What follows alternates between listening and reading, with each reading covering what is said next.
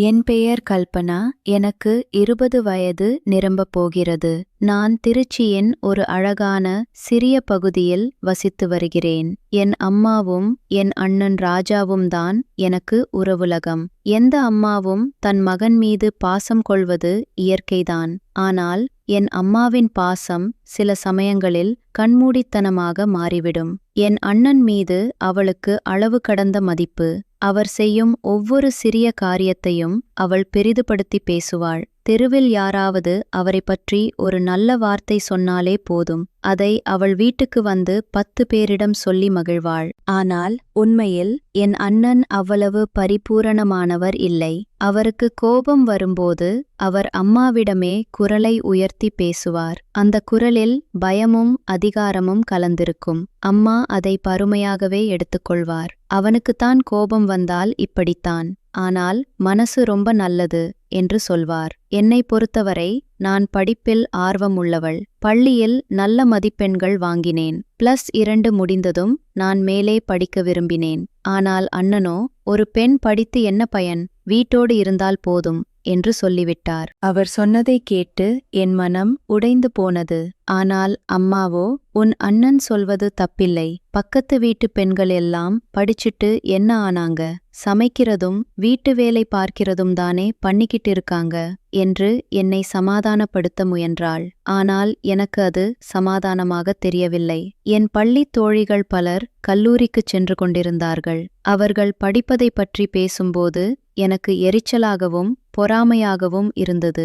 என் வாழ்க்கை அப்படியே நின்றுவிட்டது போல் உணர்ந்தேன். என் அண்ணனுக்கு அந்த பகுதியில் ஒரு பயங்கரமான மரியாதை இருந்தது. ஒருமுறை அக்கம் பக்கத்தில் இருந்த ஒரு பெண்ணை சில குழப்பக்காரர்கள் தொந்தரவு செய்தார்கள். அதை கேள்விப்பட்ட என் அண்ணன் அந்த இளைஞர்களை மிரட்டி அடித்து விரட்டியடித்தார். அன்று முதல் அந்த பகுதியில் அவரை யாரும் எதிர்த்து பேச மாட்டார்கள். ஒவ்வொருவரும் அவரை பார்த்தால் பயந்து போவார்கள். அம்மாவுக்கு அதில் மிகப்பெரிய பெருமை. பார்த்தீர்களா, என் மகனுக்கு இருக்கும் வீரத்தை, அவனைப் போல யாரும் இல்லை என்பது அவளது அடிக்கடி சொல்லும் வாக்கியமாக இருந்தது. அந்த பகுதி மக்கள் அவரை மரியாதையுடன் பார்த்தாலும் அவர்களின் கண்களில் பயம் நிறைந்திருந்தது. ஆனால் காலம் மாறியது. அண்ணனுடைய வருமானம் படிப்படியாக உயரத் தொடங்கியது. அவர் வியாபாரத்தில் நல்ல லாபம் பார்க்க ஆரம்பித்தார். அதோடு அவரிடம் சில மாற்றங்களும் ஏற்பட்டன.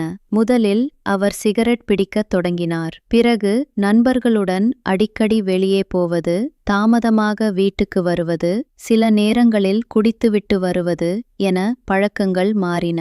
ஆனால் அம்மா இதையெல்லாம் பெரிதாக எடுத்துக்கொள்ளவில்லை. அவனுக்கு வியாபார அழுத்தம் இருக்கு, கொஞ்சம் ரிலாக்ஸ் ஆகட்டும் என்று கடந்து விடுவார். ஒரு தாயால் தன் மகனின் குறைகளை ஏற்றுக்கொள்ள முடிவதில்லை போலும். அண்ணனின் நடத்தை மோசமானாலும் அம்மா எப்போதும் அவரையே சரி என்று நினைத்தாள். அவளது கண்களில் அவன் ஒரு தெய்வத்தின் அவதாரம். எனக்கு இந்த நிலைமை மிகவும் மன உளைச்சலை கொடுத்தது. நான் அடிக்கடி நினைப்பேன், ஏன் அம்மாவுக்கு இவ்வளவு குருட்டு நம்பிக்கை? ஆனால் ஒரு பிள்ளையாக நான் அதிகம் எதிர்த்து பேசவும் முடியவில்லை. அண்ணனுக்கு திருமணம் செய்து வைத்தால் அவர் மாறிடுவார் என்று அம்மா நம்பினாள். ஒரு மனைவி கிடைத்தால் அவனுக்கு பொறுப்பு வரும், கெட்ட பழக்கங்கள் எல்லாம் போயிடும் என்று சொல்லிக்கொண்டே இருந்தாள். அதன்படி அண்ணனின் திருமண பேச்சு விரைவாக நடந்தேறியது. அண்ணனுக்கு காவியா என்ற பெண்ணுடன் திருமணம் நிச்சயிக்கப்பட்டது. அவள் மிகவும் அழகானவள், அமைதியான சுபாவம் கொண்டவள். திருமணத்தன்று அவள் புன்னகைத்தபோது அவளது முகத்தில் ஒரு களங்கமற்ற தூய்மை இருந்தது. எல்லோரும் அவளை புகழ்ந்தார்கள். ஆனால் எனக்கு உள்ளே ஏதோ ஒரு பதற்றம் இருந்தது. இந்த வீட்டில் இவள் மகிழ்ச்சியாக இருப்பாளா? அவளால் என் அண்ணனின் குணத்தை தாங்க முடியுமா? இந்த கேள்விகள் என் மனதை அரித்துக்கொண்டே இருந்தன. ஆனால் அவள் வீட்டுக்கு வந்த சில நாட்களில் நான் பார்த்த காட்சிகள் என்னை மிகவும் பயமுறுத்தின. அவளது பயம், அவள் அமைதி மற்றும் அண்ணனின் மாறாத கோபம், இவையெல்லாம் ஒரு பெரிய புயலின் முன்னறிவிப்பாக இருந்தன. அண்ணி வீட்டிற்கு வந்த பிறகுதான் இந்த குடும்பத்தின் இருண்ட முகம் வெளிப்படத் தொடங்கியது. ஆனால் அதற்கு முன் காவியாவின் தினசரி வாழ்க்கை எப்படி இருந்தது? அடுத்த பாகத்தில் அவளது வீட்டு வாழ்க்கையின் உண்மை நிலையை பார்க்கலாம். காவியா எங்கள் வீட்டுக்கு வந்து சில வாரங்கள்தான் ஆகியிருந்தன. அவள் மிகவும் அமைதியானவள், குறைவாக பேசுபவள். அவள் பேசும்போது கூட குரல் மிகவும் மென்மையாகவும் கிட்டத்தட்ட கேட்காத அளவுக்கும் இருக்கும். என் அம்மா இதை மிகவும் விரும்பினாள். அதிகம் பேசும் பெண்கள் எனக்கு பிடிக்காது, இவள் ரொம்ப நல்ல பொண்ணு என்று சொல்லி மகிழ்ந்தாள். ஆனால் நான் கவனித்தேன், காவ்யாவின் பேசாமை என்பது அடக்கமல்ல, அது பயம். அவளது கண்கள் எப்போதும் பதட்டத்துடன் ஏதோ ஒன்றை தேடிக்கொண்டே இருக்கும். அவள் யாருடன் அதிக நேரம் பேசுவதில்லை, வீட்டின் ஒரு மூலையில் அமைதியாக உட்கார்ந்திருப்பாள். நான் ஒரு முறை அம்மாவிடம், அண்ணி ஏன் இவ்வளவு பதட்டமாக இருக்கிறாள் என்று கேட்டேன். அதற்கு அம்மா, இல்லை, அவள் இப்படித்தான், இயற்கையாகவே அமைதியானவள். உன் அண்ணன் அவளை மிகவும் நேசிக்கிறான், கவனித்துக் கொள்கிறான், நீ கவலைப்படாதே என்று பதில் சொன்னாள். ஆனால் எனக்கு அந்த பதில் திருப்தி அளிக்கவில்லை. ஒரு நாள் நள்ளிரவில் நான் தண்ணீர் குடிக்க எழுந்தபோது அண்ணி அண்ணனின் அறை வெளியே நின்று கொண்டிருந்தாள். வெளிச்சம் இல்லாத அந்த இருட்டில் அவள் தலை குனிந்து நின்ற காட்சி எனக்கு மிகவும் விசித்திரமாக இருந்தது. அவள் ஏன் அங்கே நிற்கிறாள்? அண்ணன் உள்ளே இருக்கும்போது அவளும் உள்ளே இருக்க வேண்டுமே. நான் அவளிடம் ஏன் வெளியே நிற்கிறாய் என்று கேட்டேன். அவள் பதட்டத்துடன், ஒண்ணுமில்லை, நான் கொஞ்சம் காற்று வாங்க நினைச்சேன் என்று சொன்னாள். ஆனால் அவள் கண்கள் சிவந்திருந்தன. அவள் அழுதிருந்தாள் என்பதை என்னால் அறிந்து கொள்ள முடிந்தது. அந்த இரவில் நான் மீண்டும் படுக்கைக்குச் சென்றேன். ஆனால் என் மனம் முழுவதும் அண்ணியின் அழுகைதான். அவள் ஏன் அழுகிறாள்? அண்ணன் அவளிடம் ஏதாவது கடுமையாக பேசினாரா? இந்த கேள்விகள் என் தூக்கத்தை கெடுத்தன. மறுநாள் காலை நான் என் அறையிலிருந்து வெளியே வந்தபோது அண்ணி அங்கே இல்லை. வீடு முழுவதும் அமைதி நிலவியது. நான் சமையலறைக்குச் சென்றேன். அம்மா அங்கே இருந்தாள். நான் அண்ணியைப் பற்றி கேட்க, அம்மா, அவள் இப்போதுதான் குளித்துவிட்டு அறைக்கு போனாள் என்றாள். சிறிது நேரத்தில் அண்ணன் கிளம்பி வேலைக்கு போனான். பிறகு அண்ணி அறையிலிருந்து வெளியே வந்தாள். அவள் குளித்து அழகான புடவை அணிந்து தலைமுடியை முடிந்து வைத்திருந்தாள். அவள் மிகவும் அழகாக இருந்தாள். ஆனால் அவள் முகத்தில் அந்த மகிழ்ச்சியின் புன்னகை இல்லை. அவள் பதட்டத்துடனும் அச்சத்துடனும் இருந்தாள். நீங்க இன்னைக்கு ரொம்ப அழகா இருக்கீங்க என்று நான் சொன்னேன். அவள் சிரிக்க முயன்றாள். ஆனால் அந்த சிரிப்பு அவளது உதடுகளில் முடங்கி போனது. நான் கொஞ்சம் சமைக்கப் போகிறேன் என்று சொல்லிச் சென்றாள். அப்போது அம்மா, அவளை பார்த்தாயா? குளிச்சு இவ்வளவு அழகா இருக்கா.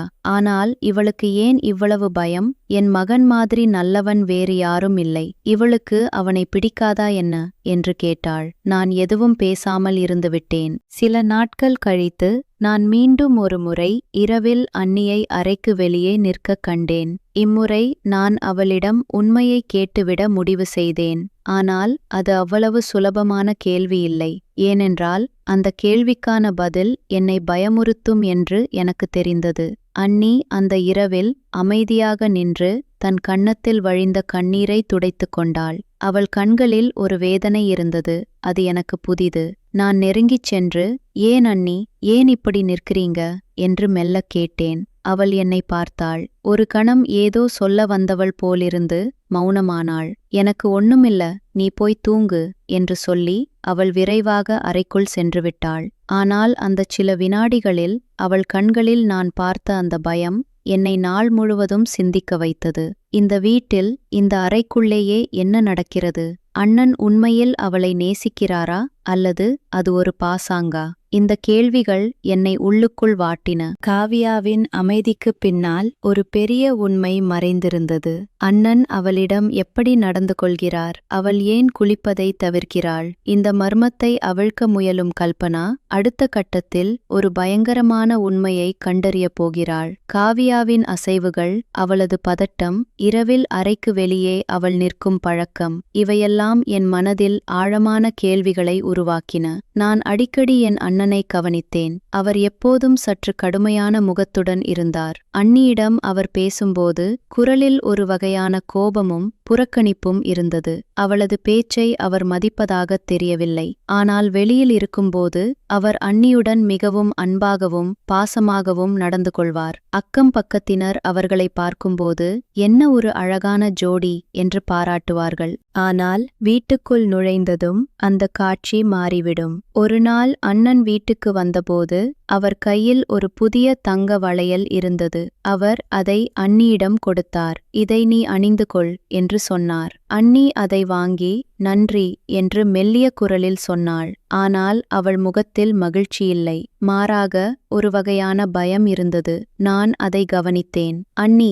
வளையல் மிகவும் அழகாக இருக்கிறதே, நீங்கள் ஏன் சந்தோஷப்படவில்லை என்று கேட்டேன். அவள் என்னை பார்த்து, இப்போது அவர் நல்ல மனநிலையில் இருக்கிறார், ஆனால் என்று பாதியில் நிறுத்தினாள். ஆனால் என்ன என்று நான் விடாமல் கேட்டேன். அவள் சிறிது தயங்கி, இரவு வரை இந்த மனநிலை நீடிக்குமா என்பதுதான் தெரியவில்லை என்று மெல்லிய குரலில் சொன்னாள்.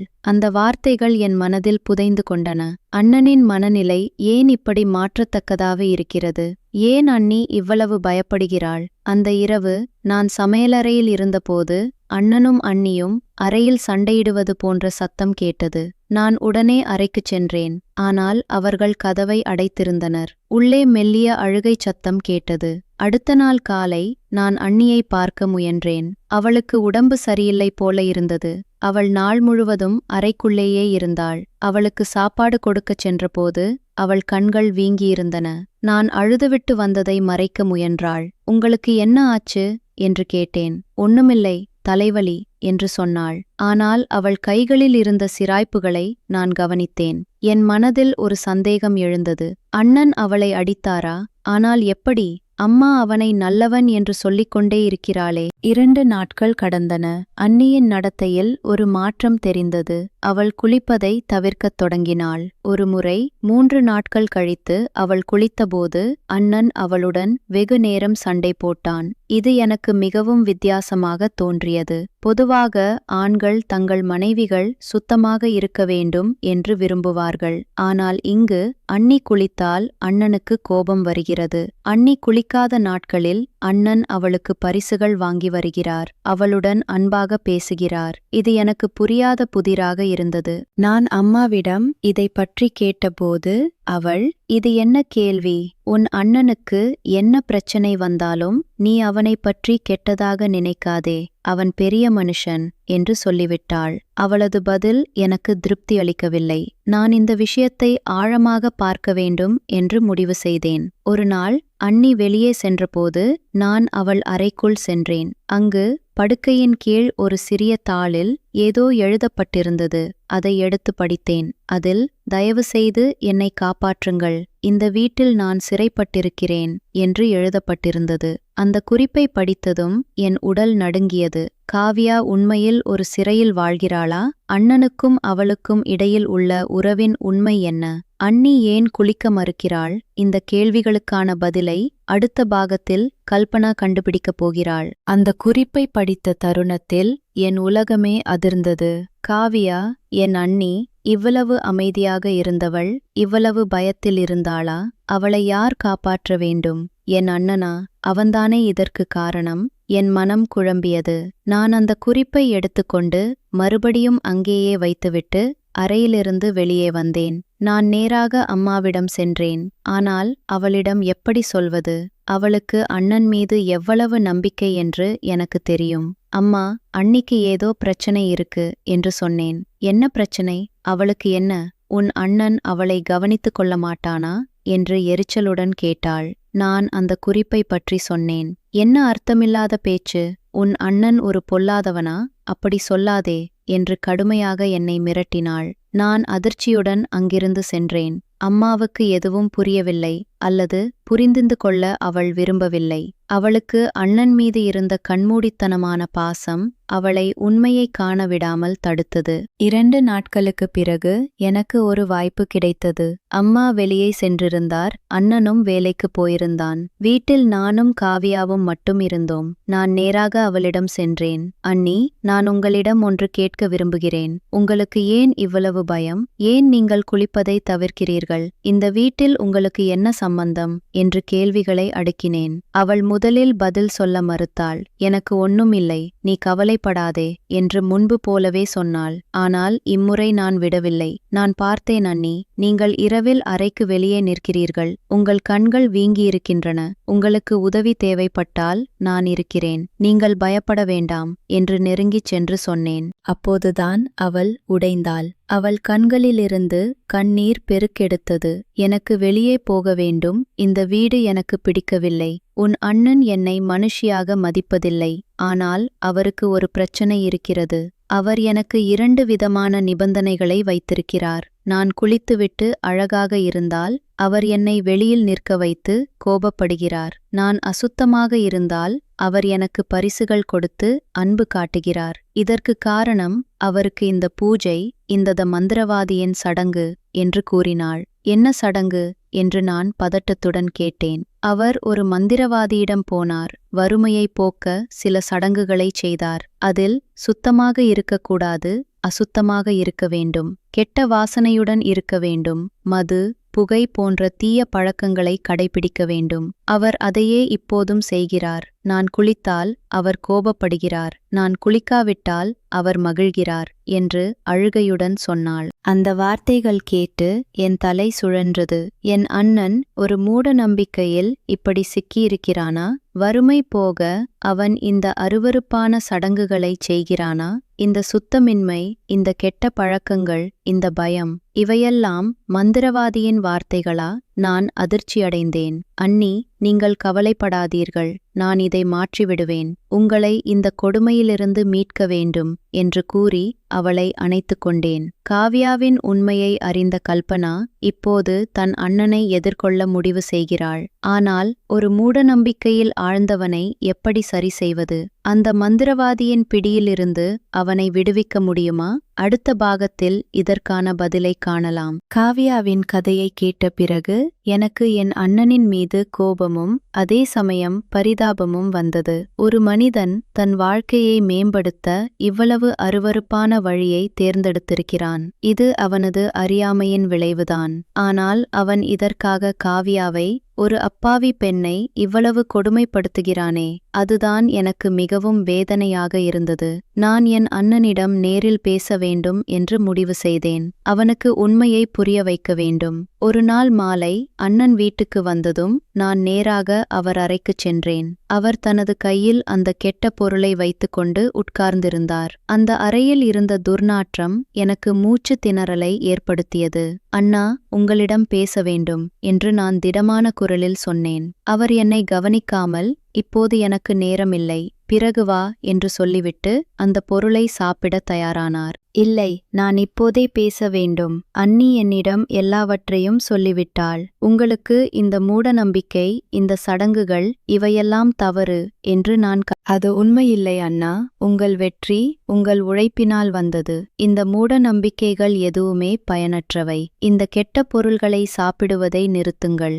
மந்திரவாதியின் வார்த்தைகளை மறந்துவிடுங்கள். உங்கள் மனைவியை சுத்தமாக இருக்க அனுமதியுங்கள். அவள் ஒரு மனிதி, அவளுக்கும் உணர்வுகள் உள்ளன என்று அடக்கத்துடன் சொன்னேன். நான் சொன்னதை கேட்டு அவர் சிறிது யோசித்தார். நான் இதை விட்டால் மீண்டும் வறுமை வந்துவிடுமே என்று பயத்துடன் கேட்டார். நான் அவர் கையை பிடித்து, கடவுள் உங்களை காப்பாற்றுவார். உங்கள் உழைப்பை அவர் பார்ப்பார். சுத்தமான வாழ்க்கை வாழுங்கள். நல்ல மனிதராக இருங்கள். அதுதான் உண்மையான செல்வத்தை தரும். உங்கள் பயத்தை விட்டுவிடுங்கள் என்று நம்பிக்கை ஊட்டினேன். என் வார்த்தைகளில் ஒரு உண்மை இருந்ததை அவர் உணர்ந்திருக்கலாம். அவர் தலையை குனிந்து கொண்டார். நான் அங்கிருந்து அந்த கெட்ட பொருள்களை எடுத்து வெளியே போட்டுவிட்டு வந்தேன். அன்று முதல் அண்ணனிடம் சில மாற்றங்கள் தெரிந்தன. அவர் சிகரெட் பிடிப்பதை குறைக்கத் தொடங்கினார். குடிப்பதையும் நிறுத்தினார். மேலும் காவ்யாவிடம் அவர் மென்மையாக பேச ஆரம்பித்தார். இது எனக்கு மிகுந்த நிம்மதியை அளித்தது. அண்ணன் மாறத் தொடங்கியதும் குடும்பத்தில் ஒரு புதிய சூரியன் உதித்தது. ஆனால் இந்த மாற்றம் நிரந்தரமா? மந்திரவாதியின் பிடியில் இருந்து அவர் முழுமையாக விடுபட்டாரா? இந்த கேள்விகளுக்கான பதில் கதையின் இறுதி பாகத்தில் வெளிப்படும். சில வாரங்கள் கடந்தன.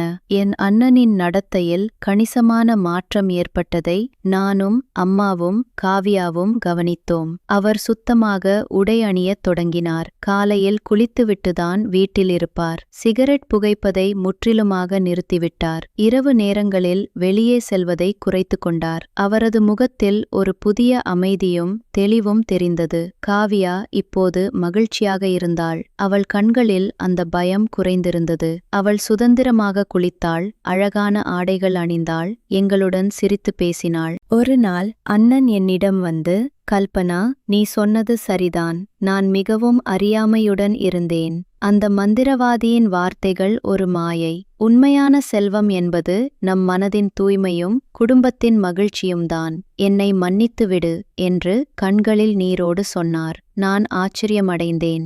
என் அண்ணன் இவ்வளவு உணர்வுடன் பேசுவார் என்று நான் நினைக்கவில்லை. அண்ணா, நீங்கள் மாறியதில் எனக்கு மிகவும் மகிழ்ச்சி. அண்ணி இப்போது சந்தோஷமாக இருக்கிறாள். இதைவிட வேறு என்ன வேண்டும் என்று பதில் சொன்னேன். அம்மாவும் இப்போது அண்ணியை மிகவும் நேசிக்கிறாள். முன்பு அவள் அண்ணனை புகழ்ந்து பேசிய அதே பாசத்துடன் இப்போது காவியாவை புகழ்ந்து பேசுகிறாள். என் மகன் அவ்வளவு கெட்டவனில்லை. அவன் திருத்திக் கொள்ள பாடுபட்டான். இப்போது எங்கள் குடும்பம் மகிழ்ச்சியாக இருக்கிறது என்று சொல்லி மகிழ்கிறாள். இது எனக்கு மிகவும் ஆச்சரியமாக இருந்தது.